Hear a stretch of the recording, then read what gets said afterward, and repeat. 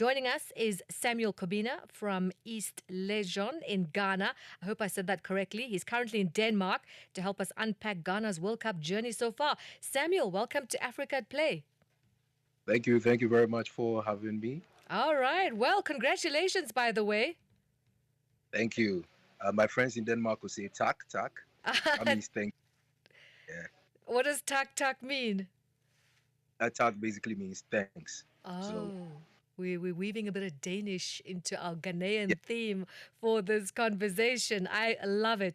By the way, Samuel, let's start with that opening victory. What an important one for Ghana to get 3 points on the back, especially with England and Croatia still to come. Saying it's a big win is even an understatement. Actually, it's an incredible win. If you watch the game very well, you realize that we didn't really play very well. Weren't that as cohesive as we were supposed to be, and or as we are accustomed with the Black Stars of Ghana. But fortunately, we got the 3 points. It's a World Cup. It's a tournament all about moments. So once you take your moment, or once you make sure that anytime you find yourself in a better position to score or win, you take it. So it was an ugly win, but we did that win because our group is very tight. As you already mentioned, we're going to be playing England on Tuesday. That's a big match. And Croatia actually bitter about the fact that they lost the game against England. So even if they win the game against Panama, they're still going to be contending with us closely. So we would have to go into the English game and then get a good point from it, at least a point. And that's what Ghanaians are looking for, a win or a point. I have to agree with you. It was an absolute chaotic win in that 95th minute for Ghana. But you know what? A win is a win, as we say, whether it's ugly in the beautiful game or not. Let's talk about this beautiful man, Caleb Yirenkyi. He's the name on everyone's lips after scoring his first international goal. I mean, could this World Cup be his breakout tournament? Yes, actually, Caleb Yirenkyi is currently the best young player in the Danish Super League. So he was adjudged the best young player in the Danish Super League this season. And he is somebody who has been under the tutelage or the training of Michael Essien or Norgeland, Right to Dream, one of the biggest football academies in the world, and not just in Africa as well. So he's a promising star, and this is the best time or the best platform for him to showcase his talent. So we are actually expecting more from him. If you notice from the first game, he actually got a booking or a yellow card early in the game, but it didn't stop him from moving around like the Rock of Gibraltar that he is. He's also expecting more from him. He can transition from the wings, play in the middle, or even the DM as he was originally lined up on against Panama. But we are looking forward to seeing him step up since we don't have Mohamed Kudus. Mohamed Kudus is still injured, and so Caleb Yirenkyi is going to be the poster boy for this World Cup.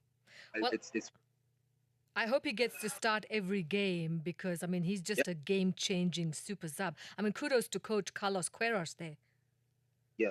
And for us Ghanaians, right? We actually love to play beautiful football and then win, And but in this case, since we are not really that cohesive as a team, and our coach just came in a few weeks before the World Cup, less than a month and a half before the World Cup. So at this point in time, we are taking anything tactical. So long as they win, we're going to take it, and that's what we want from Coach Keras, and that's what he's told us he's going to do. And so we are expecting more, a draw at least against England, but we know the English are scared of us. If you notice how they're going about the Yeah. Thomas Partey, yes, they know who Thomas Partey is. Once he plays in the, and we have Thomas-Asante, the guy from Coventry who assisted Caleb Yirenkyi for the goal. Very, very diminutive winger and attacker. And so we are definitely.